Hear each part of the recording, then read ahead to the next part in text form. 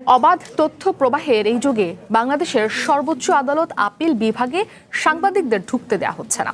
৭ জানুয়ারি প্রথমবার প্রধান বিচারপতির এজলাস থেকে সাংবাদিকদের বের করে দেওয়া হয়, আর ২০ জানুয়ারি নোটিশ জারি হয় আইনজীবী ছাড়া কেউ এজলাসে ঢুকতে পারবে না।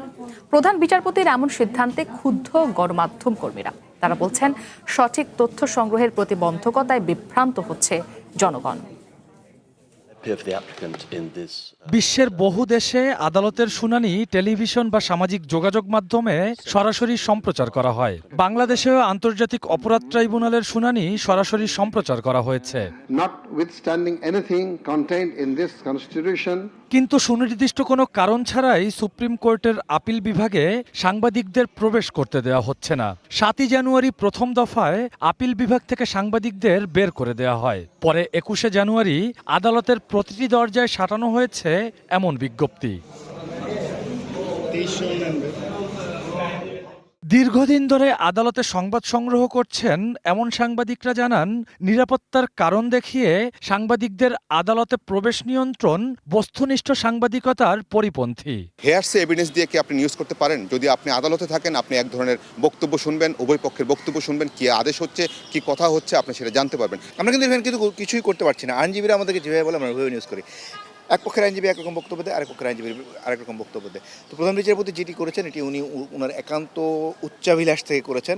আদালতে সাংবাদিক প্রবেশ বন্ধের সিদ্ধান্তকে গণতন্ত্র, আইনের শাসন ও বিচারপ্রার্থী জনগণের আকাঙ্ক্ষার সঙ্গে সাংঘর্ষিক বলে মন্তব্য করেন আইনজীবীরা। ওনারা কোনো শর্ত দিতে পারতো যে এক টিভির বা এক প্রিন্ট মিডিয়ার একজন আসবে, অতিরিক্ত আসবে না। কিন্তু একেবারে অ্যাক্সেস টু কোর্ট ডিনাই করা, এইটা সত্য না। এইটা কেন করেছেন আমার কাছে বোধগম্য না। যেই ধরনের মামলা ট্রায়ালে গণমাধ্যমে প্রকাশিত হলে এই ট্রায়ালের বিচ্যুতি ঘটবে, সেখানে যাওয়া যাবে না। কিন্তু একদমই টোটালি প্রহিবিটেড, এটি আমি তার পক্ষে না। কারণ এই গণমাধ্যম আমাদের ভুল ত্রুটিগুলো ধরিয়ে দেয়। এটি আসলে এমন একটি সমস্যা, যে সমস্যাটি বহুপাক্ষিক আলোচনার বিষয়।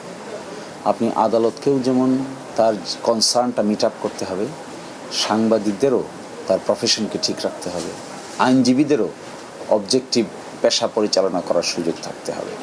তাহলে তো বহু পক্ষ এর সঙ্গে জড়িত।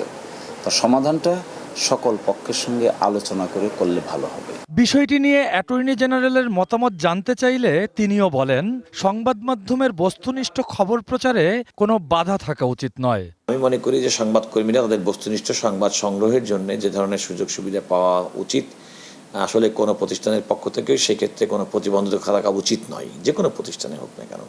আদালতের কার্যক্রম জনসংশ্লিষ্ট, আর সেই তথ্য জনগণের কাছে পৌঁছে দেয়া সাংবাদিকের দায়িত্ব। তবে আদালতে সাংবাদিক প্রবেশে বাধাকে সেই তথ্য প্রবাহের বড় প্রতিবন্ধকতা মনে করছেন আইনজীবীরা এবং সংবাদ সংশ্লিষ্টরা। তাই এখন দেখার বিষয়, এই নিষেধাজ্ঞা বহাল থাকে নাকি সাংবাদিক এবং আদালতের মধ্যে আবার সেই উন্মুক্ত পরিবেশ সৃষ্টি হয়। Rakibul Rahat, one news, Dhaka.